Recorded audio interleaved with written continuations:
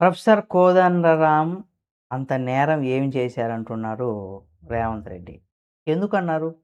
ఎవరిని ఉద్దేశించి ఈ వ్యాఖ్యలు చేశారనేది గదా చూసినట్లయితే, అధికారంలోకొచ్చాక కోదండరాం ఇంటి తలుపులు బద్దలు కొట్టారని గూడా గత బీఆర్ఎస్ ప్రభుత్వాన్ని ఉద్దేశించి రేవంత్ రెడ్డి గారు చెప్పుకొచ్చారు. అంటే ప్రత్యేక రాష్ట్ర ఉద్యమంలో కీలక పాత్ర పోషించినటువంటి వ్యక్తికి ఇలాంటి అవమానం జరగద్దని గూడా ఆలోచించారా అని గూడా అంటే ఇటువంటి అవమానం చేయడం కరెక్టేనా? మీరు ఆలోచించారని కూడా ప్రశ్నించారు. కోదండరాం శాసన మండలిలో ఉండాలని పంపిస్తే సుప్రీంకోర్టు వరకు వెళ్ళి ఆయన ఎన్నికలను కొట్టేయించిన చరిత్ర అంటే ఎన్నికల్లో కూడా రానీయకుండా ఆ చరిత్ర బీఆర్ఎస్‌ది అనేది కూడా ఆరోపించారు. మరి కోదండరాం అంత నేరం ఏం చేశాడని కూడా ఆయన్ని అంటే బీఆర్ఎస్ పార్టీని ముఖ్యంగా కేసీఆర్ గారిని ఉద్దేశించి ప్రశ్నించారని కూడా చెప్పుకోవచ్చు. ఒక రకంగా కోదండరాంని వెనకేసుకొచ్చారని కూడా చెప్పుకోవచ్చు.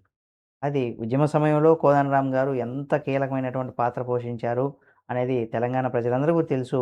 మరి రేవంత్ రెడ్డి గారు చెప్పింది కరెక్టా? కాదా?